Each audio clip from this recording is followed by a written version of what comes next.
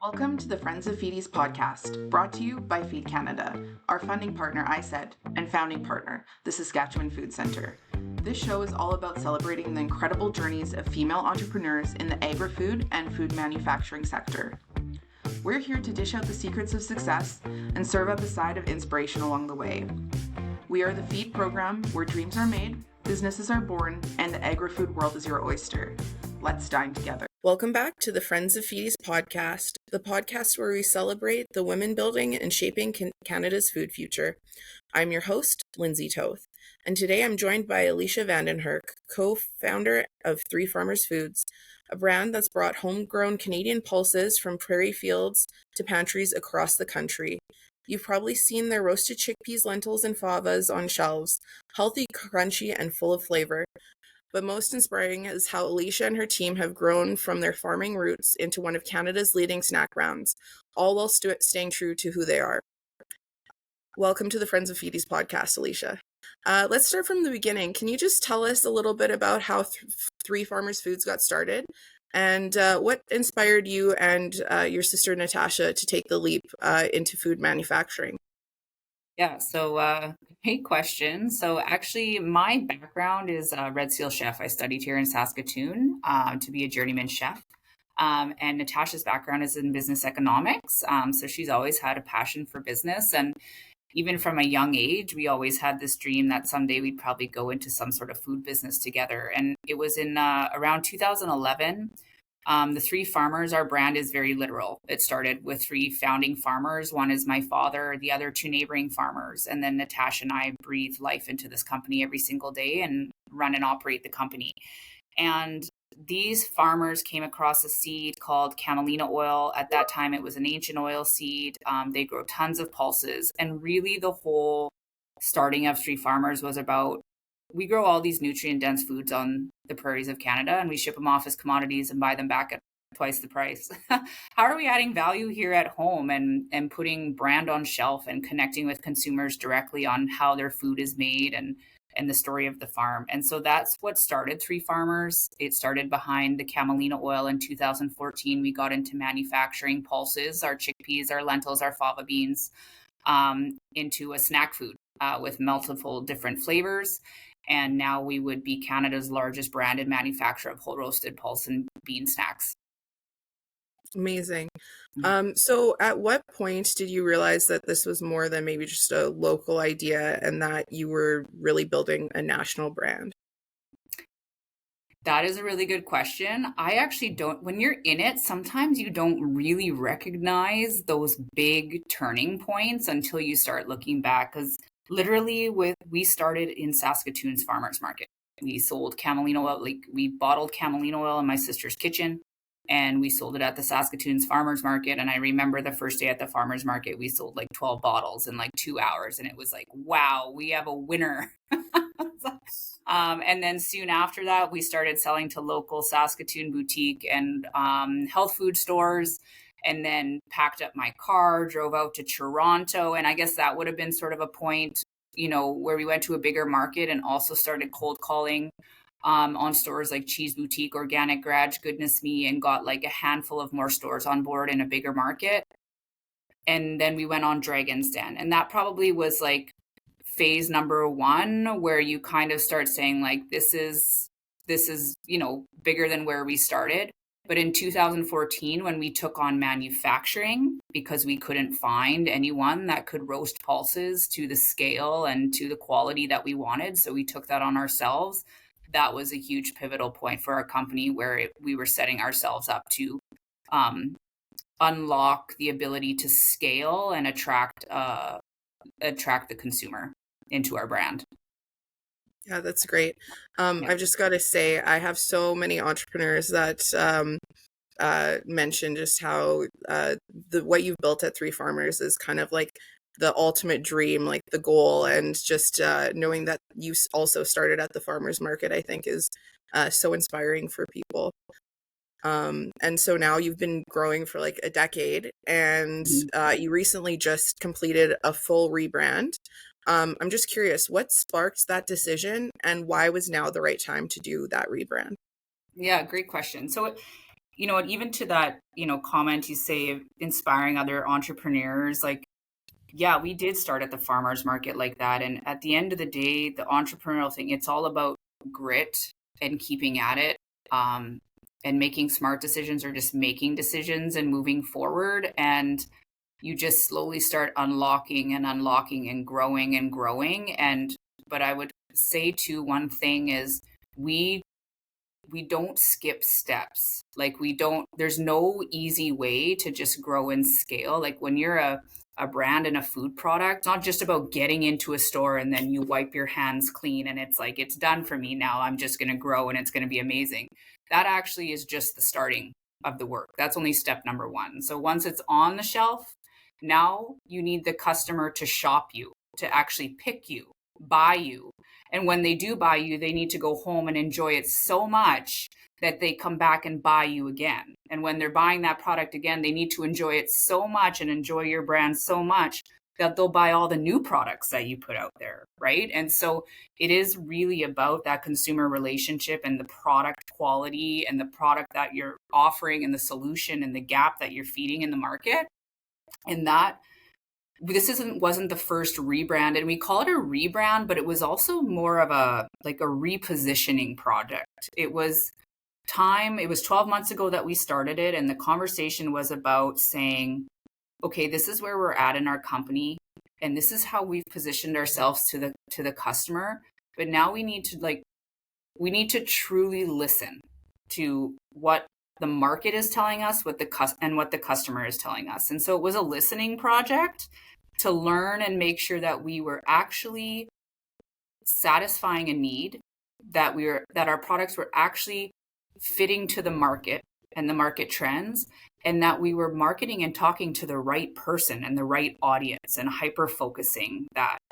And so so that's kind of how it started. And we went out and did lots of consumer surveys right off the bat to understand two things.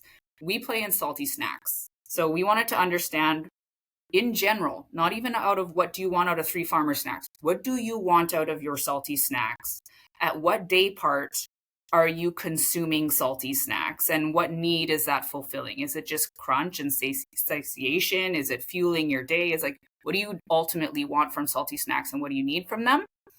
And then we surveyed two different consumers. So we also surveyed consumers that are in the Three Farmers pipe. So they buy from us. They love Three Farmers. So we surveyed them and we wanted to know why they love Three Farmers snacks, why they buy our snacks, what specifically is it about them. And then we surveyed consumers that knew nothing about Three Farmers and what they want from their salty snacks. And we try to bring these conversations together and saying, where are we hitting and where are we missing to invite more people into our brand? Great.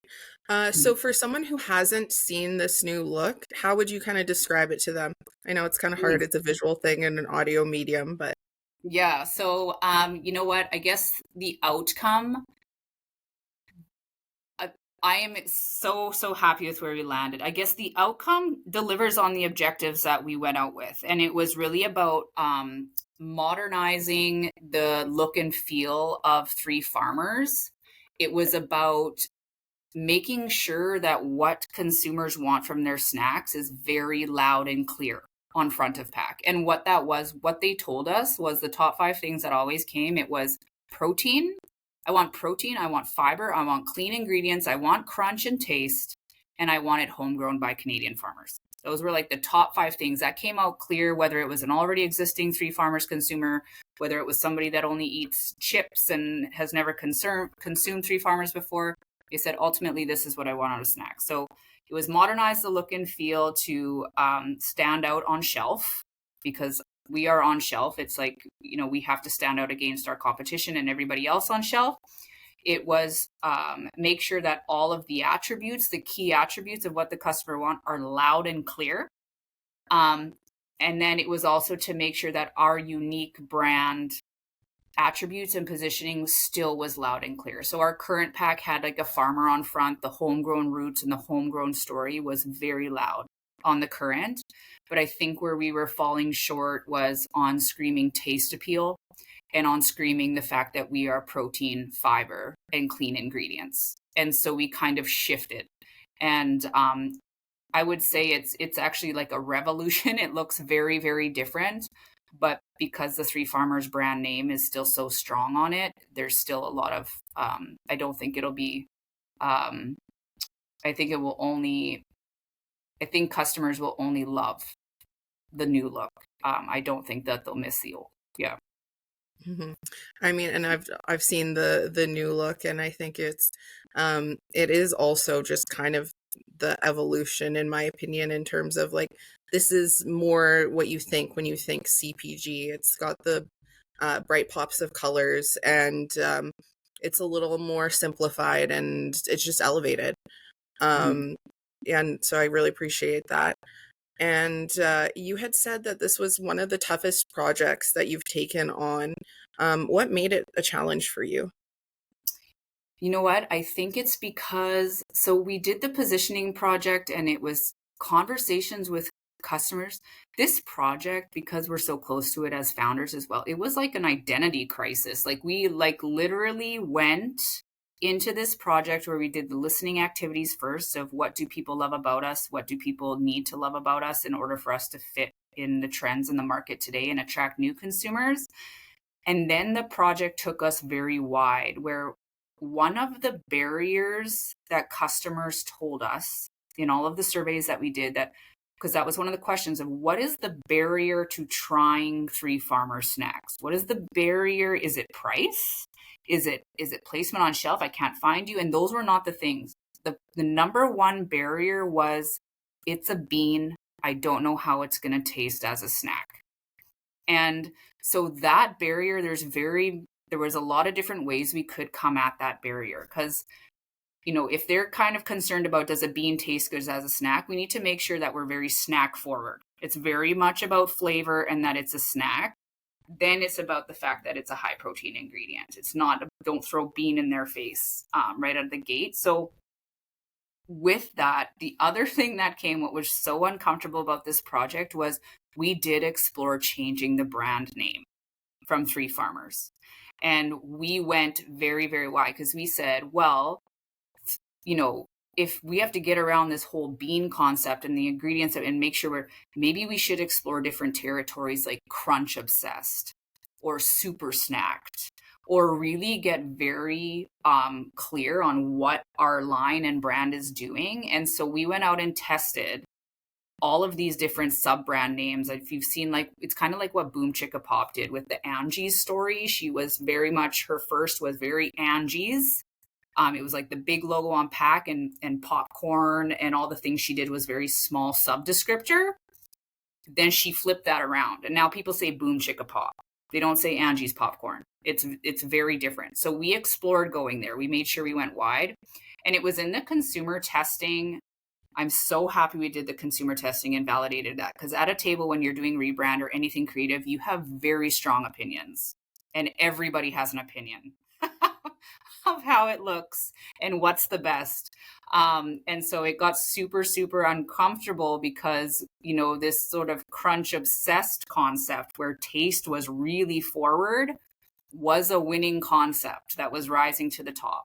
But where it was losing was in the positioning of this homegrown by Canadian farmers and the Three Farmers story and unique differentiator. Crunch obsessed was sort of like anybody else could be crunch obsessed. And so that was the testing we went out to test with, and we used packaging, and what consumers were saying was they loved the architecture of what came around crunch obsessed, but they trusted and loved the Three Farmers name.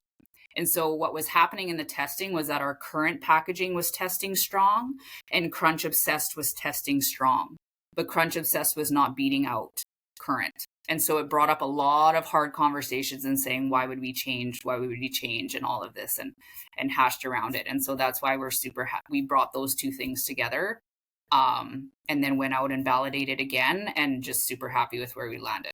Yeah. Yeah. And so you spent probably about like 10 months or so with this whole like rebrand process. Just for someone who's maybe never been through this or something to that scale, can you kind of a little bit explain what the process looks like? So the process, we made sure, so our process was really um, hyper focus and making sure that we had a team. I had a fractional CMO work with me on this to make sure that I had the team around me to analyze the consumer data properly. Because a lot of different you can perceive it a lot of very many ways. But so what we sort of did was we built out territories. So we said we're not necessarily just looking to refresh our pack. We were going one layer deeper and saying we are looking at how we are positioned to our consumer. Are we positioned properly to invite more mainstream consumers in? Are we positioned properly to invite innovation into Three Farmers and do more? And so it was more about our vision, our values, our reasons to believe, the occasion in which people have our products, the personality of the brand. So we started there and sort of saying where we're at right now, went to consumers to validate what we thought, because that happens a lot. What you think is not always what what is actually your best thing with customers. So we did that work. We went out and validated it with customers to learn what they actually loved about us and our current positioning. And then we took them along with us. So then when that came back, then we said, hey, let's explore other territories based on these barriers that we've learned. And so we said, we're going to explore four. We're going to always have current. We're going to have an evolution, which is current, just a little bit modernized. And then we're going to go wider. Then we're going to say that we're like the super snacked solution. And then we're going to go all the way to like crave and crunch. Like we're like this wonder hub of like the best tasting snack out there. So we looked at territories and the personalities and how those different territories will talk. And then what the visual that we used was packaging. So we said, this is how this territory talks and positions themselves to the consumer. This is how visually that comes to life. And then we would go out and test that and take the consumer research and get it down to top two, and then take those top two. And then we went into refining our packaging because it is our number one. It is the number one, I guess, touch point with the customer is our pack, because grocery retail is our primary channel. So we used pack testing at the very end to validate how we move creatively into this positioning. Mm-hmm. Well, and I love to hear about the process. It's not about ego. It's not about I think this is going to work best. It's not. It's all about the research. What are we hearing back from our customers, and just really working through that. So I mean, I think that's obviously the best way to kind of deal with this thing, because it is so hard when you've been so invested in this brand for so many years to even consider letting that go, letting that name go and stuff is actually pretty would have been pretty crazy to kind of wrap the head around almost. So obviously we still have the name Three Farmers, which I think is great, and you get that a lot front of pack because Three Farmers is big, it's bold and stuff. But your farmer's story kind of stayed on the back of pack, kind of just for the value, to represent the values. How do you make sure that story kind of continues to shine through as the brand evolves? Yeah, so that's a really great question, because again, the story started out with Three Farmers very literal, but we have scaled and grown. There's lots of growers on the prairies that grow for Three Farmers. We have other investors in our company as well too. So that was part of this too, is making sure that the Three Farmers brand, the core and the roots around that remain authentic and intact, but that it opens up a little bit more to invite more in. And so one of the key innovation was very key with this as well. When we looked at our positioning of Three Farmers, that was part of the exercise too, is saying the Three Farmers brand name, how much could this scale? If we were called the Chickpea Company, that is pretty limiting in terms of what we can innovate and what we can do, right? But the one advantage that Three Farmers has really had is that has wings. Like the Three Farmers name and brand, it can go a lot of different directions. But the danger in that is you have to put guardrails in place, right? Like, and so those were the conversations we had starting and saying Three Farmers brand has so much opportunity to scale under that story and the whole traceability and the farm grown food. So we tried to make sure that it was that we kept the literal value of homegrown or farm grown rooted in this story intact, but that we gave ourselves permission to open up wide enough that, we don't just look at exactly what our farmers grow. We look at where farm grown foods come from in general and clean ingredients and things. So the Three Farmers brand, can we open up to oats someday? Can we open up to other oil seeds, or can we open up? So that was the beauty of it. And we had that conversation of like, how far could we open, but where are the guardrails? And so that was a really good exercise to help guide this along too, where, because that was the conversation of how do you keep your positioning of Three Farmers and homegrown intact with something like I don't know, I'm trying to think of a product right now that's very like just not farm grown, maybe like a kombucha brand. Like it's just very different, right? So how we did that is in our positioning. So we are very, very, when we did the positioning, basically what we say is, so our positioning says, and sorry, Lindsay, I'm just going to pull this up here so I can read it exactly how, because the words help. Words are very important when you talk to a brand. And that has been a learning for me through this experience, is saying like, choose the words and use them always. Don't depart from those words, right? So the mission that we've come up on is that Three Farmers' mission is harnessing the power of homegrown to create healthy, delicious foods that fuel modern lifestyles without compromise. That is our mission, right? And so, and it makes sense. Three Farmers, homegrown, healthy, delicious foods, that all makes sense. Right down from that, when we talk about our brand's benefit statement of all things we do, so Three Farmers is the good for you, great tasting food, homegrown by Canadian farmers. So you start kind of saying like, good for you, great tasting, homegrown. So everything we do is good for you, great tasting, homegrown. So it has some sort of connection back to either clean ingredients, real ingredients, farm grown ingredients, some sort of way like that. We're not going to get into, lab grown meat that wouldn't fit with Three Farmers home. That's not our fit, right? And then from there, we go into reasons to believe. So this was like the exercise that we did. And so the reasons to believe is we need to have the health. What is it healthy? Is it high in protein? Is it low in fat? Is it low in sugar? Does it have fiber in it? So whatever product we create, those reasons to believe need to ladder up into good for you, great tasting, homegrown by Canadian farmers. So if you think about like our snacks, for instance, our snacks are high protein, high fiber, whole food ingredients. It's a single chickpea, very clean label. It's a whole food ingredient, roasted, never fried. We don't fry our snacks. And they have big crunch and big flavor. That's why we put barbecue on them and sweet chili and dill pickle. That's how we bring flavor to life on those snacks. The key innovation that we were looking at through this project was snack mixes. And I'm really happy that we had this, because with snack mixes, now I'm inviting other ingredients and components into my product, which means I'm inviting them into my brand. And through that was a really good practice of how our positioning can allow me to innovate, but also allow me to meet targets of taste, texture, and a high-performing product.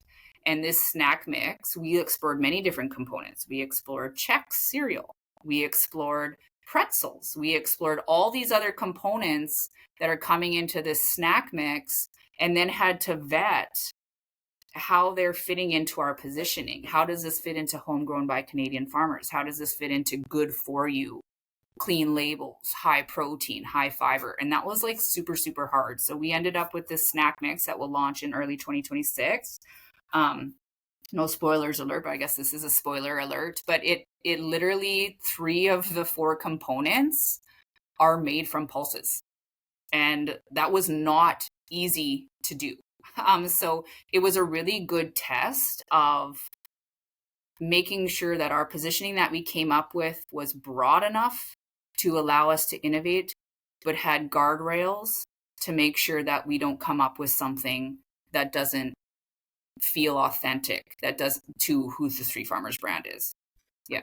Mm-hmm. Well, and yeah, I can appreciate that because sometimes people kind of think of these marketing branding exercises as just that. It's just for marketing. It's just Mm, what you say and stuff.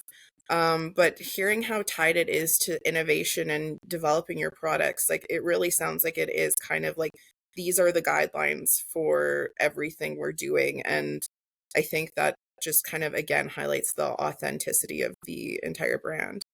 yeah.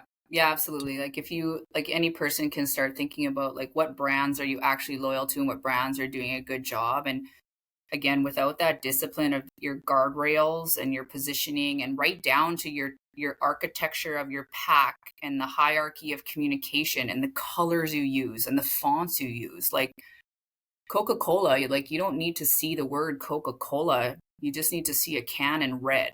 Like, and you know it's Coke, right? There's a Mhm. thousand different other pops out there. So it's kind of like how do those brands build where they're literally a household item or like people are living with these brands and they just trust it, right? Because it's like, well, it's made by 3 farmers.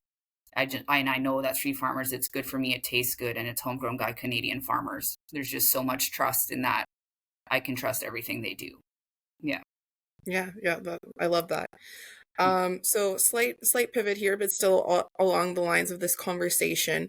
Um, you do all this work for this rebrand, and you launched the new look at CHFA. What was that reveal like? Can you tell us a little bit about that experience?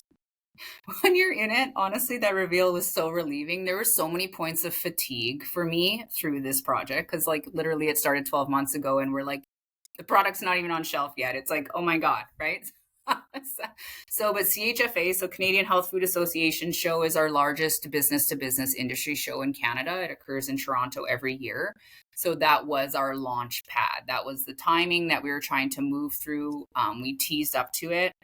And it was very, very exciting. Yeah, it was like sort of kind of that thing of like where you've been like holding on to this secret and doing all of this research and investigation behind the scenes, and you're like, oh my gosh, how are people going to react? Even though you've done the survey and you think they'll react good, but like worst case, it's like, oh my gosh, what if we reveal and everybody's like, we hate it, this is awful, and it doesn't do good. Like I, we did everything in our power to make sure that that was not even, it was not even a question that this won't be better. But yeah, the reveal was great. And at the show, we had nothing but amazing comments. Like talk of the show, talk of our aisle, everyone. And I think what was really great about it was even people that were really loyal to our Three Farmers brand. I never saw anyone not put it together that this was Three Farmers because that was a concern. We didn't want people to be like, where did Three Farmers go? Did they, it's not the same product, or I liked your old one better. We never had that. Everyone came up and said, wow, Three Farmers, wow, that looks amazing, right? Like you guys look amazing. I love the new look. Oh, I love the innovation. So yeah, it was a really good show for us. I love to hear that. And I think, yeah, like that main piece of real estate on on your pack, it was the black kind of tag, for lack of a better term, with the logo. And the new version, it's more of a bullet circle. And the Yeah. logo's changed a little bit, but I think there's enough with even just that element of knowing that's where you look is for that like Three Farmers name. Even that similar placement, I think, and like the black, I in my opinion, is one of the things I think helps anyone really familiar with the brand and the packaging kind of ding in Mhm. right away. And then, of course, seeing the product, the lentils or the favas or whatever. Um, yeah, so just like it's a hard bridge to cross, and I Yeah. think you guys And did a that's great actually a job. really good point to pick up, Lindsay, like back to just this process, the bigger you get and the more SKUs that you have and the more distribution you have, these things become riskier to do, like because the investment is greater, like the amount of items and SKUs that you're changing, the amount of consumers that are currently buying you and may or may not like what you're doing, the amount of retailers that are, need to give buy-in to it. So, but that bullseye pack, so one of the key steps we did when we got to the actual packaging creative, I made sticker mock-ups of the bags and the concepts, and I actually went to the store and put the product on shelf. Like, sure, I can make a planogram on a slide and graphically put it in, and of course it looks perfect because everything's perfect in a graphic design. But we went to the store, we put it on shelf. We went to Sobeys, we went to Co-op, we went to like all of our retailers and put it on shelf. And before that circle was actually like an orange. It was like a really rich orange color that came up really, really well. And we loved the idea of the brand owning this unique, rich orange color. But as soon as we started putting it on shelf, we're like, you can't see it. We would put our current on shelf and like, why do we see current? Because the tag is black. Nothing else on the shelf is black. And so that is actually what gave the direction, saying make the bullseye black. Yeah. So now that this is coming out more and stuff, the packaging's rolling out, what kind of feedback are you hearing from your loyal fans or new customers? Yeah, so our social media specialist has been awesome, just sort of teasing and putting out and having manufacturing. We're able to get like some actual videos of the new packaging being packaged. It's all great. Honestly, I don't think I have heard one comment truly come in and saying, I liked your pack better. Mostly what has come up, if people do, because people did love our current pack. It's a great pack. It's a great look for Three Farmers, and it did well. But actually some of the comments that we've heard is saying, oh, wow, against this new pack, I actually never really saw, like, maybe your current design was very tired. It was really tired. Like, this is like really in your face and really bold, and it's at a good time where Three Farmers is just ready to unlock into what's going on with trends around protein and fiber, homegrown by Canadian, all of that. So yeah, it's been just super good feedback. Mm-hmm. Yeah, I was looking at the old packaging the other day, and I never ever saw it as busy before, but then now comparing it to the new one, I'm like, there's a lot more on here, and it does feel like a little bit more, like, just not quite as clean, just like, I think, like, it's just, you guys nailed, like, moving it forward in a way that is like a little bit more CPG, a little bit more snack forward, a little bit more modern, without losing who you are. So yeah, I'm a big fan. So, as a leader going through this process, what did you learn when it comes to balancing, this creative input strategy and trying to stay true to the brand? What was kind of like your learnings, your takeaways from this? I think the biggest learning is trust the process. Don't skip steps. Just trust the process. And also just make sure you're staying true to yourself. If you are uncomfortable, that is good. It means that you are testing and you are looking all areas. But at the end, you should not be uncomfortable. The outcome, like, the process should be uncomfortable too, but at the end, it shouldn't feel uncomfortable. And because that was really where I was when we were looking big time at that crunch obsessed territory, and I was really uncomfortable, and I started questioning myself and saying, I don't know what's right. I'm not a marketer. I'm not a CPG expert. Like, the consumers are saying they like it, but it was us that identified, but consumers are equally saying they love our current. So putting that target in place of how do I get comfortable with this, and doing the testing and making sure was really, really key. Because it's like, get uncomfortable, because if you're not doing the work. You're not doing the right work. But the outcome, you 100% have to be comfortable with what you're doing. So just do the work to get there.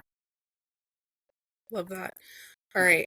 So you kind of already answered this, but I feel strongly about it. So I'm going to kind of ask it again. But basically, a lot of our listeners are women founders who are also building food brands. And they're just, like they see your brand as this, just kind of like the light in the distance, or like just the example of what could be, sort of thing.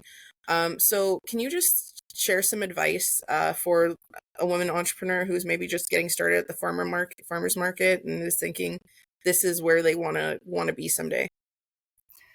Yeah, well, that's such a hard thing. Honestly, at the end of the day, they're already doing the right things by just getting started.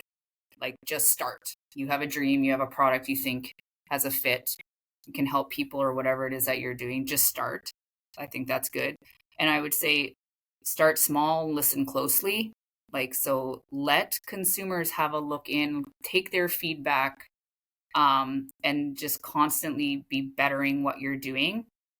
Um, yeah, and then again, I would always just kind of say, like, when you're creating a product in consumer packaged goods, it is a journey, and it will take a lot depending on how big you want to be and where you want to go. Maybe you're a D2C brand, more like you're just going e-commerce, maybe you're going to grocery, maybe you want to stay in Canada, maybe you want to go to the US, however that is. Just be really cognizant of the costs of it, and make sure you surround yourself with appropriate networks. And you will need, at a certain point, you will need significant financing to scale to a certain stage. So just kind of being like eyes wide open to that. It's not get your product on shelf and we have it made. Like, you have to do all the steps to build that brand, and there will be constant change. And yeah, so, but again, at the end of the day, just start, and then just make sure that you're listening and don't skip steps. Yeah. Awesome. And then, so what have you learned about finding your voice in an industry that can feel kind of dominated by larger players? I feel like that's something that we see a lot with CPG and manufacturing and stuff. There's a lot of big players out there. Yeah. You know what it is? Like, I feel where we are just sort of in the world too, the underdogs have a voice. Like, people like sort of brands, they're kind of moving away from brands that are too big and want to see those sort of medium or smaller brands find their footing. In the grocery retail space, we have the opportunity of a specific aisle, where, lots of the questions we get sometimes is, why are you in the natural foods aisle? Why can't you be over by the chips? And it is because of the size and where we're at. We can come into the natural foods aisle because the expectations there are, in terms of sales and revenue, are lower. But I can't take real estate away from Lay's and Old Dutch chips, because like, they're bringing in revenues that are, the grocery retailer can't give that to me. That doesn't make sense, right? So, yeah, it's highly competitive. We're in salty snacks too. Like, there's so much you have to deliver on. Like, you have to deliver on price, you have to deliver on flavor, you have to deliver on packaging, you have to deliver on the fact that my kids need to eat it too. Like, it's like, you just have to deliver.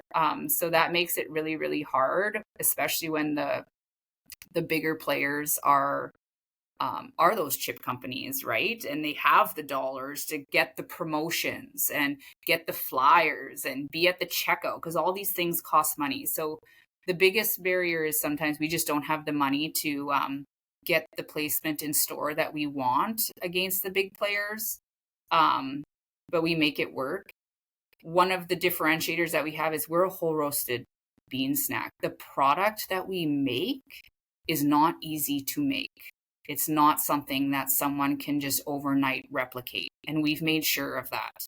And so it all comes back to this, the brand, the positioning of this brand, the look on pack, and the product we make is not easily replicated, and that protects us.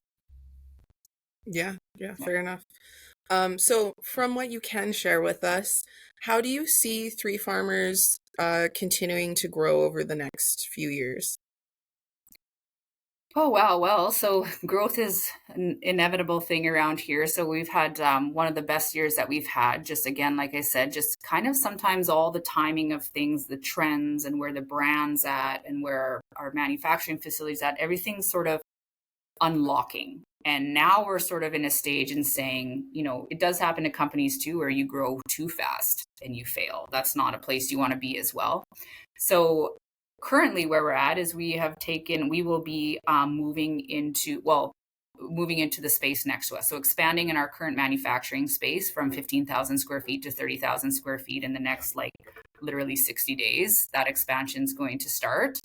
We'll have by the end of next year, our second roasting line, another packaging machine, and this new look out on shelf, taking on and commercializing snack mixes and innovations. So I guess over the next 1, 2, and 3 years is really just embracing the true unlock of Three Farmers, and making sure that we are scaling and growing all pieces of the business to keep up with that momentum, which includes right from manufacturing to innovation to current product and quality and all of that.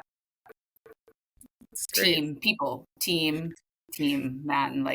We literally, when we started in this facility 2 years ago, we were running one shift, 5 days a week, 8 hours a day. Then we moved to 4 10-hour shifts to get more efficient. Literally, this facility is running 24/7, and we have 70 people that move through here, in a 24-hour period. It's crazy. Yeah, that is crazy. For people who might not be aware, I worked with Three Farmers. I worked with Elysia when they were building the manufacturing facility and was documenting that. So I remember that, even the building of the manufacturing facility was big. So to hear in such a short amount of time, it's oh yeah, not only are we comfortable in this space, we've maxed it out and we're going bigger and better. That's such amazing news to hear, and it's so exciting. Yeah. And again, another tip, when it can happen so fast, it's super important to applaud yourself at every phase of growth. When you get a retailer, when you get 2 retailers, when you launch a new product, when you get a good review from customers, it's super important to make sure you applaud yourself, because it just can all get away from you. And you try to look back and you're like, oh my gosh, it's kind of an unbelievable thing. Yeah. Yeah. You kind of get stuck in the grind and forget to kind of clap for yourself there. Yeah. Awesome. All right. So we're kind of at the end here, but what I like to do at the end is just do a couple just fun rapid fire questions just to end out the episode. So I'll start in on that. So what's your favorite snack flavor in your lineup? Ooh, I like the sweet chili and the cheddar. What's your go-to comfort food after a long day? I'm a cheese lover. Are you sweet or savory person? Savory. Who would be your dream dinner guest you could cook for? Oh my gosh. I don't even know if I have a dream guest that I could cook for. I can't even answer that question. No. Fair enough. I want to be cooked for. Fair. Fair enough. Okay, is there a Canadian ingredient you can't live without? Three Farmers. Fair. And most underrated snack pairing? Ooh, most underrated snack pairing.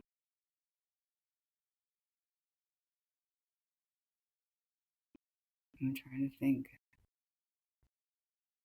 You know what is actually I like romaine lettuce, blue cheese, and fava beans, sweet chili fava beans, for the crunch, a little mini, lettuce. It's kind of a snack. I guess everything's kind of categorized as snack, but literally a little piece of romaine lettuce with blue cheese on it, and then sweet chili favas for the crunch is I do that at home sometimes. Yeah. Nice. That sounds delicious. I love it. So, thank you so much, Elysia, for joining us. I so appreciate it. Thank you. Yeah, absolutely. Thanks for having me, Lindsay. Anytime. Thank you to our listeners for indulging your entrepreneurial appetite with this episode of Friends of Feedies, brought to you by Feed Canada, our funding partner ISET, and founding partner, the Saskatchewan Food Centre. If anything we have discussed today has ignited an entrepreneurial fire within you, but you're not quite sure how to get started, or you're craving mentorship and coaching to help grow your business, please reach out to us at feed.ca. That's FEAD.ca. Connect with us on social media. We're sprinkled all over the digital landscape, and our team is ready to provide the mentorship and coaching you need to flourish. At Feed, we're here to empower women in the agri-food industry, so don't hesitate to reach out to us to join our vibrant community of foodpreneurs. Until next time, bake those dreams into reality, stay hungry for success, and continue to nourish your entrepreneurial spirit with Feed. Bon appetit.